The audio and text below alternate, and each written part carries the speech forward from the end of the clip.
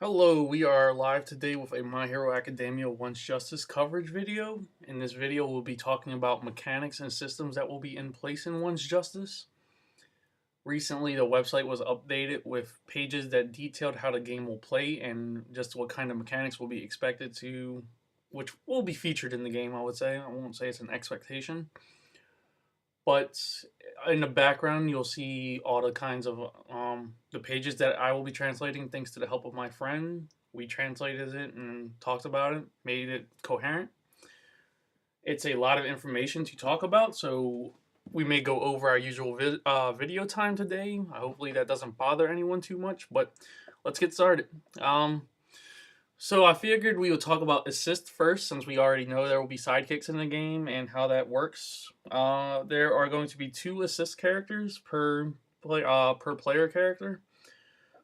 Each assist character will have different attacks and capabilities. They say that it's possible to combo into the assist and extend your combos with the assist characters. So I'm looking forward to that. I imagine some characters will have a natural flow with other characters, so I would like to see that. I would love to see if like Tokoyami's weakness being he's not a great close range fighter, but you have Izuku or Deku as a assist, he'll make up for that. That would be pretty cool. But not much to talk about on the assist side of things. The assist characters are just as we would expect them to work. They just they follow their function. They don't really do anything different. One thing that I noticed that was pretty cool about the assist characters is that you can call them out in the air, which is I think that's pretty neat. It sounds like they're focusing a lot on designing the aerodynamics of a fight in the air, which is pretty cool. I would like to see how it turns out, and I would like to see what calling supports in when you're in the air works. I feel like that can make things really different between the games like J Stars and Ultimate Ninja Storm. Yeah, I was looking for that. Now we'll move along from assist. They have counter attacks. You can attack while being attacked. However, it cannot overwhelm a guard disable attack or an attack with multiple hits. The guard disable attack is a mechanic that will be described shortly. Counter attacks sound pretty interesting. It's something you will be able to do to retaliate. So I would like to see it in action. Hopefully they execute it well. Guard break, as the title would suggest, is that a guard break attack or a guard break occurs by continually attacking until the guard durability of the opponent reaches 0. Decide your attack in this gap when the guard is broken. Don't really need to explain too much about guard breaks and such like that, but it's good to see that they detailed it and took it into consideration. The guard disable attack, as mentioned in the counter attack slide. You can attack and break the opponent's guard. Pay attention to not defeat your opponent's attack. The attack starts later. The translation for this was a little rough. We couldn't really make too much sense out of it, but it sounds like it has a heavy startup. Whereas it sounds like it's high risk, high reward to get past an opponent's guard. I would love to see that in action. The Just Guard, when the game was announced, I was very afraid that they would feature a Just Guard because I used to play Dragon Ball Xenoverse 2 a lot. I care for the Xenoverse series, but Just Guarding kind of ruined its PvP for me. It's eventually boiled down to a game where everyone would just guard their way out of any situation. But in this game, it sounds like it will be interesting because past the aspect of timing it right, you will be able to. You can't guard when you're in the air, but it says you can just guard when you're in the air. So I would like to see what would happen if you just guard an opponent while they're comboing you in the air, and see what turns out of that. Um, Here's the hero combo. We don't really have to spend too much time on the hero combo. The hero combo sounds like it will be the basic strings for the character. Whereas it says everyone can easily combo with one button. The number of hits varies depending on the character. So I'm curious to see it in action. Well, I'm not really curious to see it in action. I mean, we've already seen it in action, but I just hope there's a lot of variety amongst that, so that you can cancel out of certain actions to extend combos.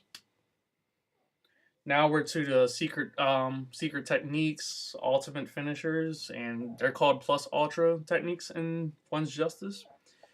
Consume the Plus Ultra Gauge and activate a powerful killing technique. There are two types of Plus Ultra techniques, and in Plus Ultra 2, an attacking effect of deep power is generated after a hit. Now, I assume the first technique is just your regular super, or like your ultimate cutscene finisher like move. And the second one, it sounds like you'll get a power up, like a buff after you do it. So that sounds pretty cool. I'd like to see that. Don't think we have already. Now we're down to quirk techniques. By combining buttons, you can use 3 different quirk skills. Additionally, there are techniques that change skills and effects that cannot be done in the air. So that sounds pretty cool. I'm glad that we have access to 3 skills for the characters. When I used to play Naruto Ultimate Ninja Storm, I didn't like how most characters were tied down to only 2 jutsus. So we're getting a little further with 3. Now this is stun. Players can be stunned when receiving a lot of damage in a short time. If you're stunned, you become defenseless. Don't really need to explain that. That's just a natural state that people are aware of. Finally, the wall rush opportunity, a chance to pursue if the opponent pierces the wall. Battle on the wall starts by attacking the opponent in this state. So it sounds like when you put someone into a wall, it sounds like it's optional if you want to fight the transition to the wall. But if you don't want to, you can just let them fall down naturally, so that you'll just stay on the floor. From what it sounds like a transition kind of thing where you go from the ground to the wall. So I'm happy that they detailed the mechanics in the game. I'm definitely looking forward to it. It seems like they're getting more confident in the game itself. That's awesome. With a release date in August, I expect that we're going to hear a lot of news in the near future. And with this news update, I just thought, mechanics. This will let people know if this game is for them or not. It's going to be a very polarizing game. Not everyone will like it. Not everyone's going to hate it. I pre-ordered it today myself. I'm still looking forward to the game with the news that comes out. I'm very excited to cover it and share the news with you all. I would love to hear your thoughts about the mechanics that they have detailed. I definitely think it's a good sign of things that they are confident in their product. It sounds like a lot of it. It sounds like they're just considering a lot of stuff for the game, which makes me happy. I can't wait to see all the quirks in action. So with that, please feel free to leave a like, comment, and subscribe if you want to see further One's Justice content. I'll be covering every bit of news that comes out for One's Justice. I got news that Maze V-Jump didn't cover anything new for One's Justice because we just got Tokoyami, Kirishima, and Jiro in the Shonen Jump, the weekly Shonen Jump. It was just a recap, but their battle types should still be releasing sometime this week, so be on the lookout for that. Thank you for taking the time to watch this video. I hope you all have a nice day, evening, or night. Take care.